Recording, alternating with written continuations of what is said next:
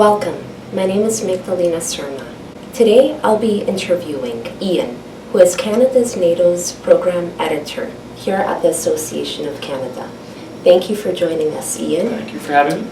Great. To begin, I'd like you to tell us a bit about yourself. Tell us about your education and how that has influenced your role here at NATO. Absolutely. So I did my bachelor's here at McMaster University in Hamilton. Took political science with a focus in international relations. And then following that, just recently I completed my master's in intelligence and strategic studies from the University, or Aberystwyth University in Wales. So that was a really great experience, and I got to learn a lot about security and sort of these different arms of how we make policy in international relations and within the government. And it became really interesting to me to look at big organizations like NATO. So that's sort of how I ended up here. What did you do your dissertation on? So my dissertation is on technological innovation and intelligence, the intelligence community.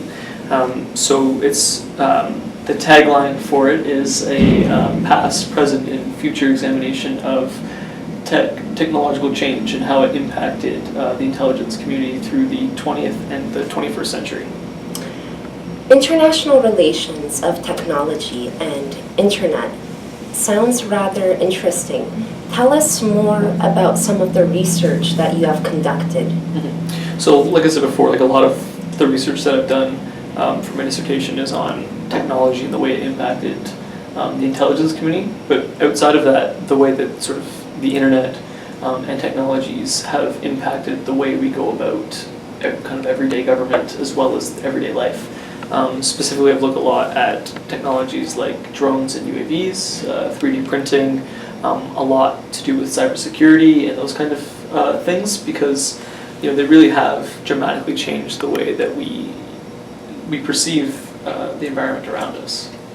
Tell us more about the Cyber 912 student challenge that you attended in Europe. What did you do? What did you learn at this challenge, and what was the experience like overall? So the Cyber 912 Student Challenge is an event that's put on by the Atlantic Council in the United States. Typically it's held in the US. This year was the first year they had it in Europe. So because I was doing my master's overseas, I decided to attend with a group from my university. The event is based on a crisis game. It's based on an evolving situation around a sort of 9/11-like cyber incident. The incident has already taken place, and so you work in a team to create policy and to suggest ways to sort of mitigate the damage, but as well as preventing things from escalating or happening in the future. So that's sort of what the event was. You got a really great opportunity to connect with industry professionals, military professionals, government, people from all over the world, other like-minded students. It was overall a really, really great experience. I would 100% do it again and recommend others to do it as well.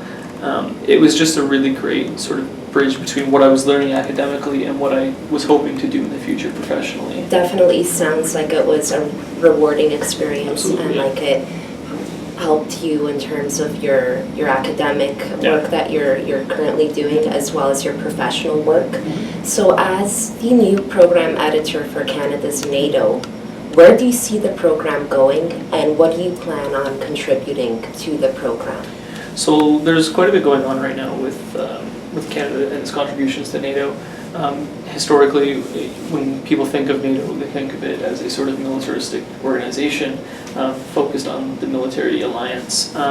So a lot of what I want to discuss is that military alliance, but looking at other things as well. So the political and the sort of bureaucratic contributions that Canada makes to NATO and how NATO impacts back home as well. Great. Ian, thank you so much for joining us. Our next guest is Michael Oshell. He's the program editor for the International Business and Economy program here at NATO's Association of Canada. Welcome, Michael. Thank you. I'd like to start off by asking you a question pertaining to your education. As we all know, you're a graduate from Queen's University. You successfully completed an honors BA in political science. What topics provided you with an opportunity to develop a passion for international relations and affairs as a result of your studies? So mostly I focused on international political economy. Of course, I studied international relations during my last few years of study. Particularly for me, I'm very much interested in European studies, the EU specifically, European integration. But then at the same time, I'm very interested in exploring kind of emerging topics like migration, issues of resource scarcity, particularly water scarcity, can be really interesting, I think. And very much an emerging topic in international relations, especially for the 21st century. So Michael, prior to NATO, what kind of work did you engage in? So I mostly worked with undergraduate student publications. I was the co-managing editor of an international relations journal for undergraduate students at Queen's University. We published excellent work from the student body on topics like international security, Canadian politics, gender and politics, etc. Over the course of the summer, I also volunteered for the Center for International Defense Policy, also located in Kingston at Queen's, and so I've been kind of engaged with both a publication as well as events, and so I think that's kind of where my bread and butter has been. Yeah. So in terms of international affairs and relations, what advice would you provide to the youth out there that are interested in engaging in relevant topics that are currently ongoing in today's world?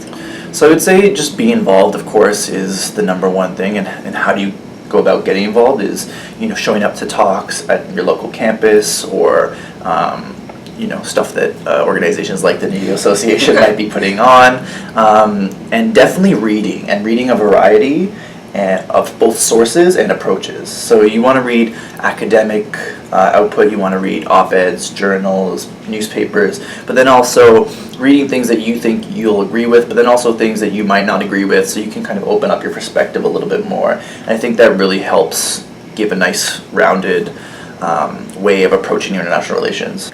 Michael, so in terms of international relations and affairs, what would you say are the current pressing issues in today's world, and why?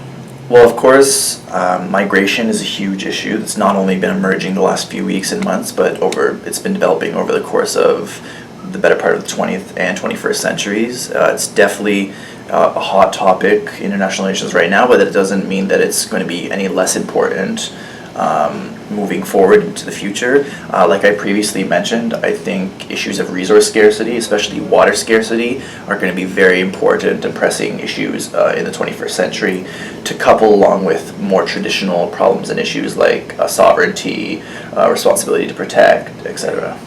So as the new program editor of International Business and Economy, what can we expect from you, and what do you plan on doing for the program here at NATO's Association of Canada? So looking through the backlog of the program itself, it deals a large part with economic theory, and different ideas, and I kind of want to focus more on practical economics and political economy. So looking at the economies of the NATO members themselves in Europe and in North America, and kind of giving reports about how they're doing or emerging is quite interesting. Like I mentioned before, I think covering emerging economic and security issues like water scarcity, I mentioned again, and just resource scarcity in general can be really interesting to kind of problematize how emerging issues can be both economic and security related. Great. Well, we all look forward to seeing what work you produce. Thank you so much for your time. It's been great getting to know you. Thanks for having me. Thank you for tuning in. See you all next week.